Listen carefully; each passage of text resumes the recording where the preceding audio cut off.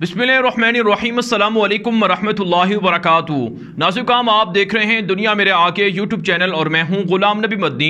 इस वीडियो के अंदर अफ़गानिस्तान की ताज़ा तरीन सूरत हाल, अफ़गानिस्तान से मुताल्लिक़ कुछ नई ख़बरें हैं, कुछ ताज़ा अपडेट्स हैं, वो आपके सामने रखेंगे।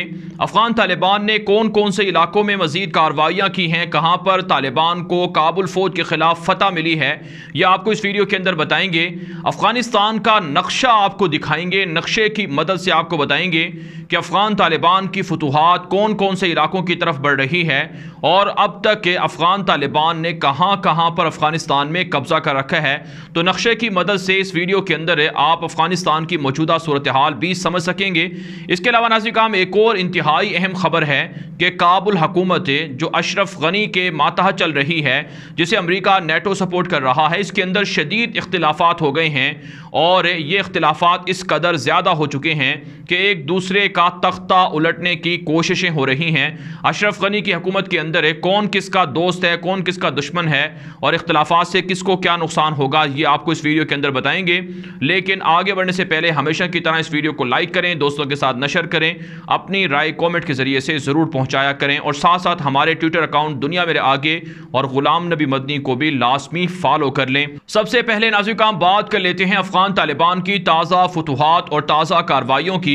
अफगानिस्तान का सूबा बगलान है, यहाँ पर तालिबान ने गुरेला कार्रवाई की है, जिसके नतीजे में 7 काबुल फौजी हलाक कर दिए गए हैं, 2 चेक पोस्टें फतह की गई हैं और माले गनीमत भी अफगान तालिबान को इन चेक पोस्टों से हासिल हुए हैं।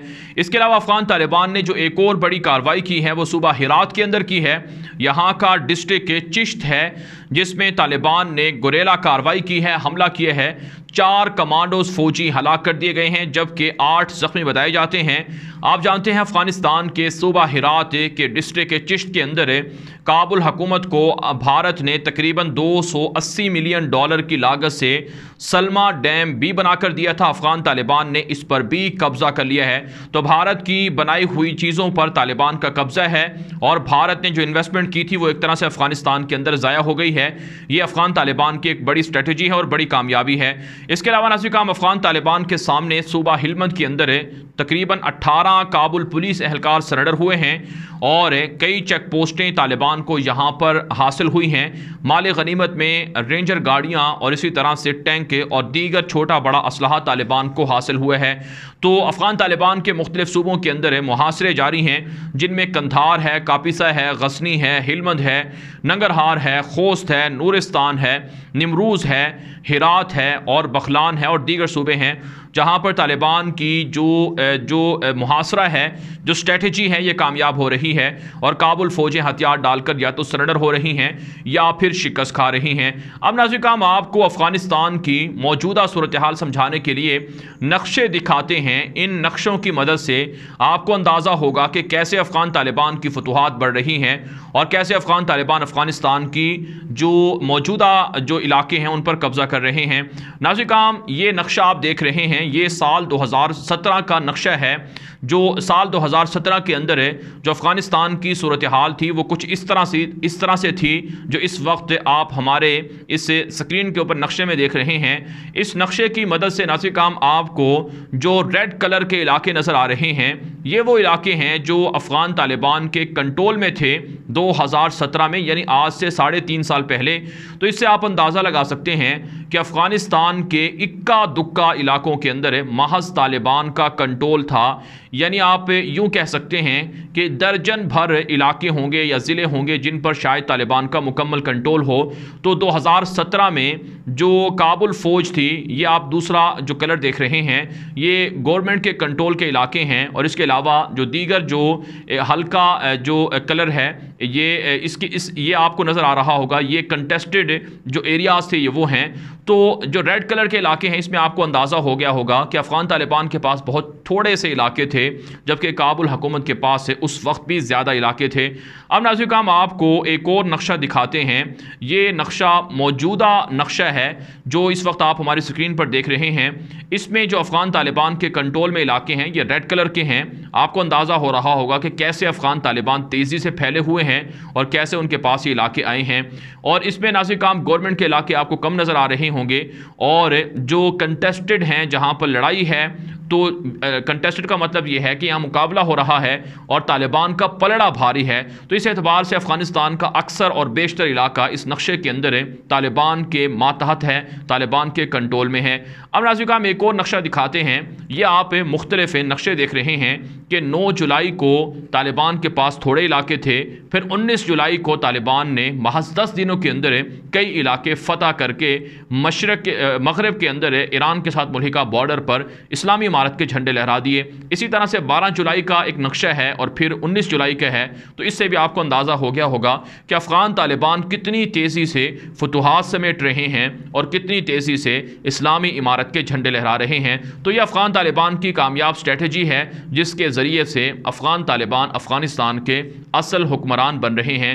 270 असला तालिबान के पास हैं, जबकि महज 100 के करीब असला काबुल हुकूमत के पास हैं और बाकी पर लड़ाई जारी है और तालिबान इलाके छीनने की कोशिश कर रहे हैं। अब नाज़रीन हम बात कर लेते हैं कि अशरफ गनी की हुकूमत अंदरूनी इख्तिलाफात का शिकार हो चुकी है। पुलिस और फ़ौज के दरमियान इख्तिलाफात तो सब जानते हैं कि काबुल की पुलिस और काबुल की फ़ौज एक दूसरे की मुखालिफ है। यही वजह है तालिबान के सामने ये लोग भीगी बिल्ली बनी हुए हैं और ये लोग भाग रहे हैं और तालिबान के हाथों शिकस्त खा रहे हैं। नाज़रीन अब खबर सामने आई है कि जो अफ़गानिस्तान की खुफिया एजेंसी है NDSA और अफ़गानिस्तान की जो फ़ौज है और अफ़गानिस्तान की काबुल हुकूमत की जो सियासतदान हैं, पार्लियामेंट के लोग हैं, इनके दरमियान शदीद इख्तिलाफ़ात खुलकर सामने आए हैं। यहाँ तक कि जो मुख्तलिफ़ सूबों के गवर्नर्स हैं, सिक्योरिटी के जो एहलकार हैं, उनके दरमियान भी इख्तिलाफ़ात हैं।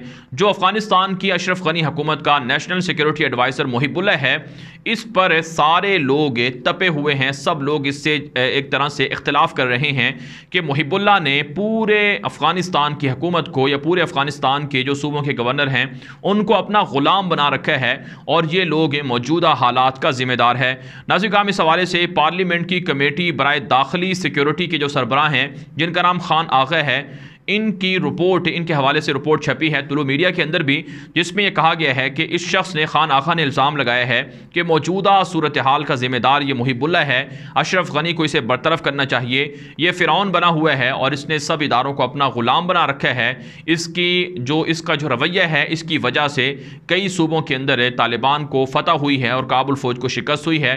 यहाँ तक कि कई सूबों के जो एहलकार हैं, सिक्योरिटी के जो ज़िम्मेदार हैं, वो भी बरतरफ हो गए हैं। तो बुनियादी तौर पर जो अफ़गानिस्तान की मौजूदा काबुल हुकूमत है, इसके अंदर अमरुल्लाह सालेह, मुहिबुल्लाह, अशरफ गनी, अब्दुल्ला और दीगर जो सिक्योरिटी के, फ़ौज के और जो इलाकों के गवर्नर हैं, उनके दरमियान सख्त इख्तिलाफ़ात पाए जाते हैं। यहाँ तक कि नाज़रीन अमरुल्लाह सालेह और मुहिबुल्लाह, ये लोग जो इलाके तालिबान ने फ़तह किए हैं, वहाँ के जो पार्लियामेंट के लोग हैं, उन इलाकों से ताल्लुक़ रखने वाले या वहाँ के जो गवर्नर्स हैं, जो वहाँ के सिक्योरिटी के लोग हैं, उन पर भी शक कर रहे हैं और उनको भी गिरफ़्तार कर लिया गया है। जैसा कि सूबा बादगीज़ के एक जो पार्लियामेंट के रुकन थे, उनको गिरफ्तार किया गया। हेरात के अंदर भी यही सूरत हाल देखने में आई और बाकी जगहों पर भी। तो इस एतबार से अमरुल्लाह सालेह या अशरफ गनी का भी दुश्मन बना हुआ है, जो नायब सदर है, और ये मुहिबुल्लाह, ये भी अशरफ गनी का दुश्मन बना हुआ है। तो ये खुलकर इख्तिलाफ़ात सामने आए हैं, जिससे ये बात वाज़ेह होती है कि ये हुकूमत तालिबान का मुकाबला नहीं कर सकती। तालिबान के अंदर कोई इख्तिलाफ़ नहीं है, उनके अंदर कभी ऐसा नहीं हुआ। हालांकि तालिबान के अंदर भी मुख्तलिफ धड़े हैं और मुख्तलिफ ग्रोह हैं जो मुत्तफ़िक होकर एक मुश्तरका महाज के लिए लड़ाई कर रहे हैं, लेकिन वो मुत्तहिद हैं। उनके दरमियान कभी इख्तिलाफ़ात सामने नहीं आए, लेकिन काबुल हुकूमत इख्तिलाफ़ात का शिकार है, जिसका मतलब ये है कि ये हुकूमत ज़्यादा देर चलने वाली नहीं है। इख्तिलाफ़ात वाले लोग हमेशा पिट जाते हैं, मार खा जाते हैं। अब नाज़रीन हम बात कर लेते हैं मुहिबुल्लाह, जो अशरफ गनी का नेशनल सिक्योरिटी एडवाइज़र है। इसने लंदन का दौरा किया था, जहाँ इसकी नवाज शरीफ से भी मुलाकात हुई थी और नवाज शरीफ की मुलाकात पर पूरे पाकिस्तान ने सख्त तनकीद की थी कि ये मुहिबुल्लाह पाकिस्तान को गालियाँ देता है, पाकिस्तान को तवाइफ का कोठा कहता है। गालियाँ देने वाले शख्स से नवाज शरीफ ने मुलाकात करके अपनी सारी ज़िंदगी की जो सियासत थी उस पर पानी फेर दिया है। तो एक और बड़ी खबर सामने आई है कि BBC का एक मशहूर टॉक शो है या उनका TV शो है जिसका नाम हार्ड टॉक है, उसको मुहिबुल्लाह ने इंटरव्यू दिया है और ये इंटरव्यू नवाज शरीफ से मुलाकात के बाद दिया गया है। इस इंटरव्यू के अंदर मुहिबुल्लाह ने पाकिस्तान की फ़ौज को, पाकिस्तान के ISI को टारगेट किया है और मुहिबुल्लाह ने इस इंटरव्यू के अंदर ये बात कही है कि अफ़गानिस्तान के अंदर जो बदअमनी है या काबुल हुकूमत की जो शिकस्त है या काबुल हुकूमत को तालिबान के हाथों जो मार पड़ रही है, इसका ज़िम्मेदार सिर्फ़ और सिर्फ पाकिस्तान की ISI है या पाकिस्तान की फ़ौज है। तो पाकिस्तान के इदारों को गालियाँ देने वाले शख्स से नवाज शरीफ की मुलाकात इस बात की अलामत है, इस बात का इजहार है कि ये जो पाकिस्तान दुश्मन लोग हैं, अनासर हैं, पाकिस्तान के दुश्मन मुखालिफ जो लोग हैं, उनके साथ नवाज शरीफ कैसे इत्तेहाद कर रहा है। इसे अगर दूसरे लफ्ज़ों में समझा जाए तो यूँ कहा जा सकता है कि आलमी सतह पर पाकिस्तान की मौजूदा गवर्नमेंट को, पाकिस्तान की मौजूदा इस्टेब्लिशमेंट को एक तरीके से टारगेट किया जा रहा है, नवाज शरीफ को, पीपल्स पार्टी को, इनको सियासत में लाने के लिए, ताकि इनसे मफादात हासिल किए जाएँ, ताकि ये लोग अमरीका के मुखालिफ फैसले ना कर सके। इनको इक़्तिदार में लाने के लिए आलमी इस्टेब्लिशमेंट या आलमी ताकतें मुतहर्रिक हो चुकी हैं। इसका मतलब यह है कि इमरान खान के ख़िलाफ़ और उनकी हुकूमत के ख़िलाफ़ साजिशें हो रही हैं, क्योंकि उन्होंने अमरीका को अड्डे नहीं दिए, एब्सोल्युटली नॉट कहा था। तो ये पाकिस्तान के मुफाद में नहीं है, पाकिस्तान के ख़िलाफ़ है। इस हवाले से आवाम को बेदार रहना चाहिए।